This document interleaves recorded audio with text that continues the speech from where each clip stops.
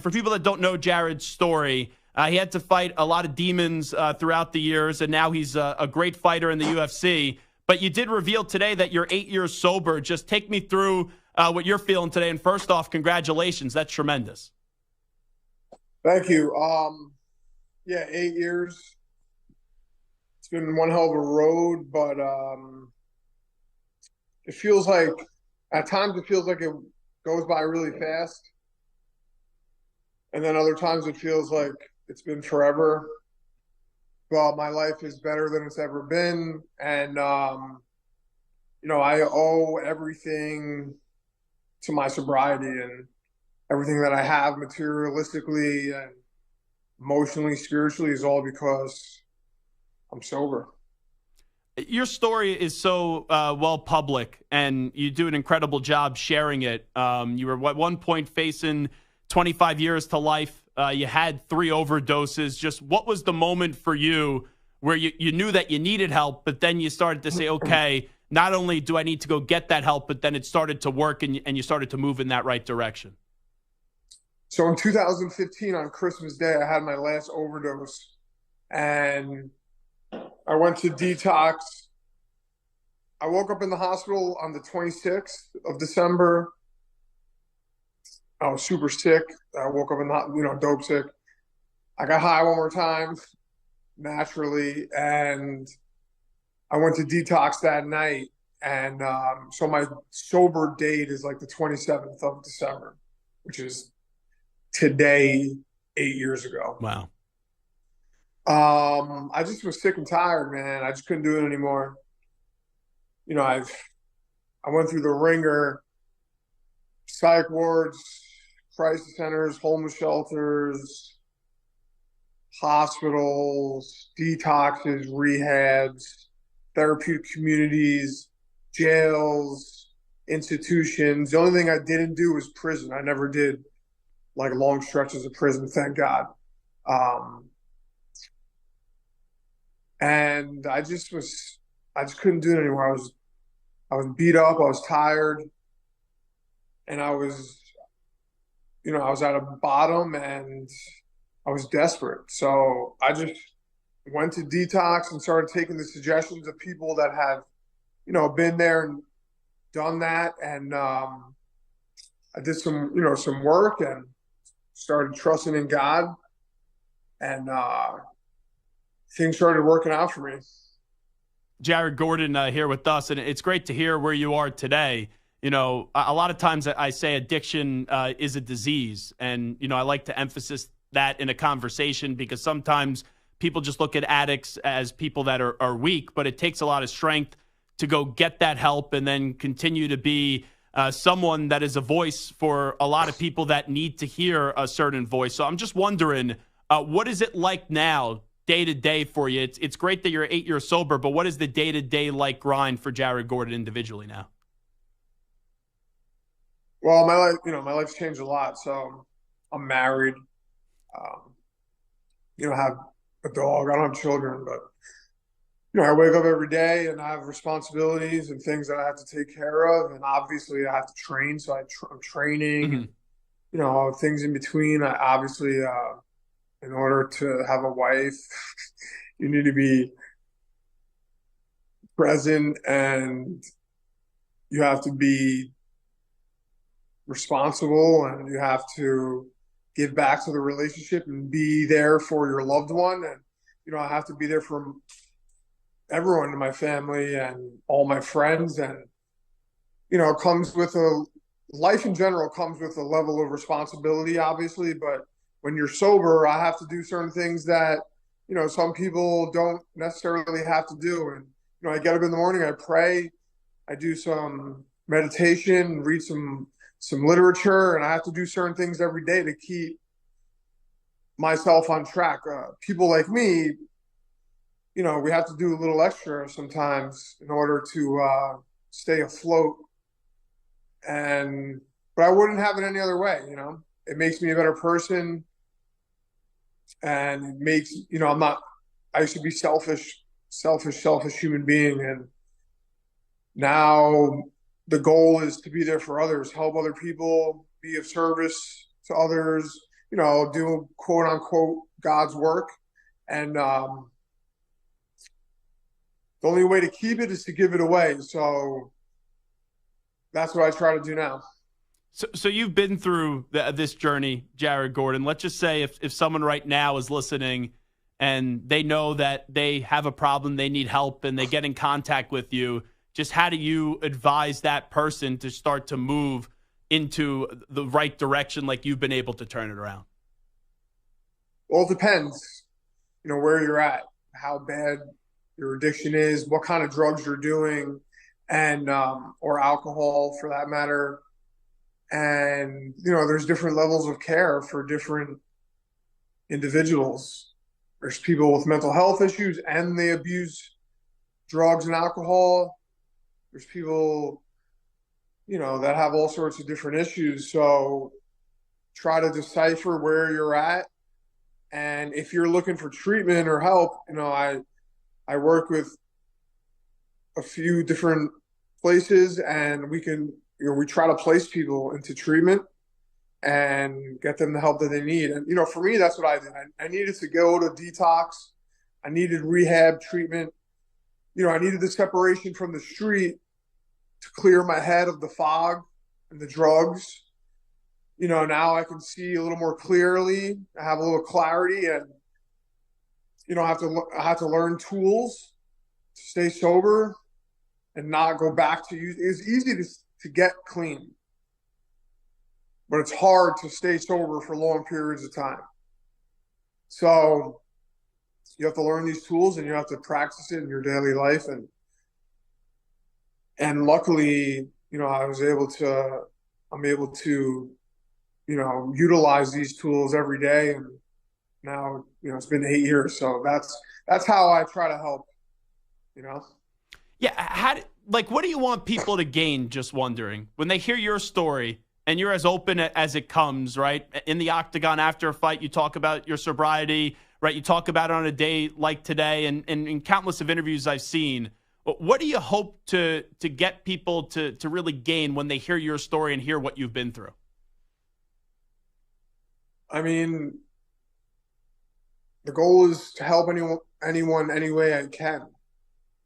So when you hear a story like mine, or many others like mine, obviously it inspires people. I was inspired by certain individuals, and I was a IV cocaine heroin user. I was homeless. I panhandled. I robbed and stole.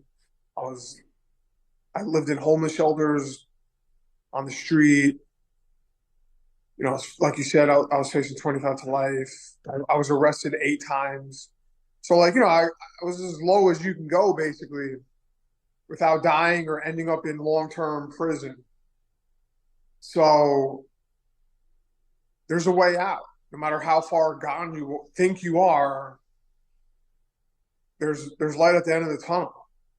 And I've seen people with I've heard stories that are insane, that people, make my story look petty, and they have gotten out, and made a life for themselves that they could never believe was possible. So the goal is to just inspire and give people hope, and I believe that's what I'm doing. When you were having your post-fight press conference at Madison Square Garden, you were telling, everyone that was in that room that it was pretty surreal that you used to shoot up heroin in Penn Station. And then here you are all those years later where you were on a big card and you knocked out someone and you're sober and you were rocking MSG that night. I'm just wondering, now that being a little over a month ago, for you personally to see that journey and to know what you used to do in that building and then what you did that night in that building, just what did that moment mean to you? The only word to describe it was epic, It was insane. I used to walk by that building. I was under it in Penn Station, doing my thing. And, I used to just dream of one day, oh, maybe I'll fight, Madison Square Garden. And my grandfather fought there. I was born in Manhattan. I was raised in Queens. It's like the biggest stage that you can be on probably. And, the Knicks, the Rangers, just it's the home of boxing basically, like a boxing mecca. So for me to go out there, win by knockout against, over an Olympic medalist, there's no other way to explain it besides God gave me that. Like you couldn't make that story up really. So, I mean, it was incredible, and I'm so grateful, and I'm honored to be able to do that, and put on a show and be there and do that in front of my family and my wife and my friends. It was insane. We talk about the help that you received through the year, and I understand if you want to talk about this. Jared Gordon's here with us. When you were 8, I was reading you were sexually assaulted by a camp counselor.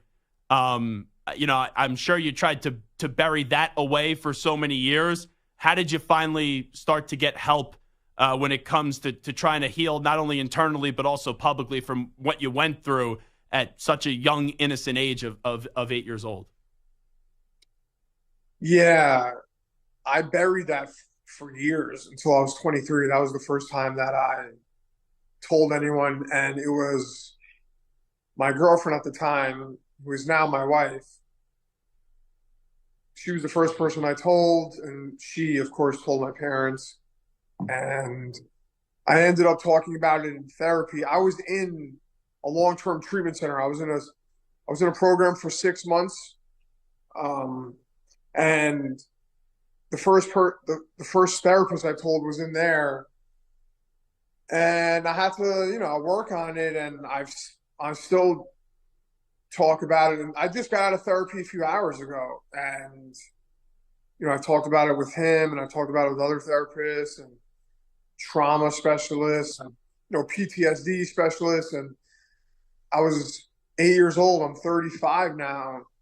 It's been 27 years since that's happened. So, I've looked into it a lot, and I've learned about myself and, what it's done to me as a boy and then as a man. And I think I've done a pretty good job of healing myself. I don't think that you can ever fully be healed of something like that. It's like a death. Like if your close relative or someone you love dies, like you're never fully get over it, but you do have to move on. Otherwise you just suffer. So, I'm at the point where I use it to help others. Like not only am I an addict, but I'm a sexual assault victim, and that's part of my goals, to help people with all sorts of mental health and sexual assault, addiction. That's, it all falls under mental health. So that's why I'm here. And, it took years and years of process. I'm still processing it. So, but I think I'm at a good place with it now. Wrapping up with Jared Gordon, who joins us right now. As a fighter and then also as a human being, what do you want people to know? Like who is Jared Gordon? Like, how do you describe yourself to people? I'm a man of God, and I'm a friend. I'm a brother. I'm a husband. I'm just a regular guy. I have tons of issues that I'm working on, and I'm a regular human. I just fight in a cage for a living. So maybe it looks like, oh, you're not a regular person, but I am.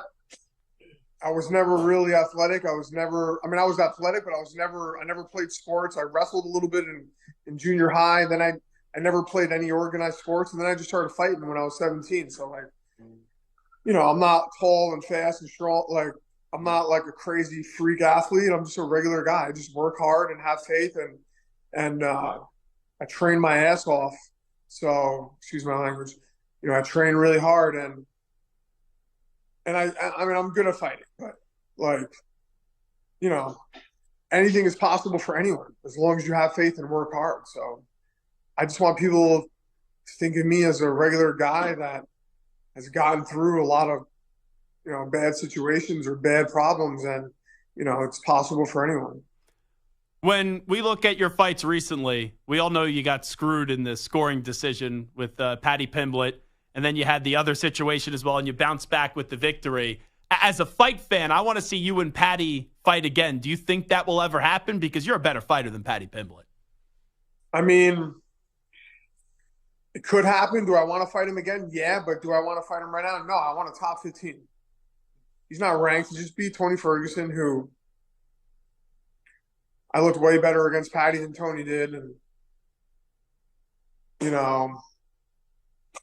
like, I don't think I need to prove that I'm better than Paddy. Everybody knows it.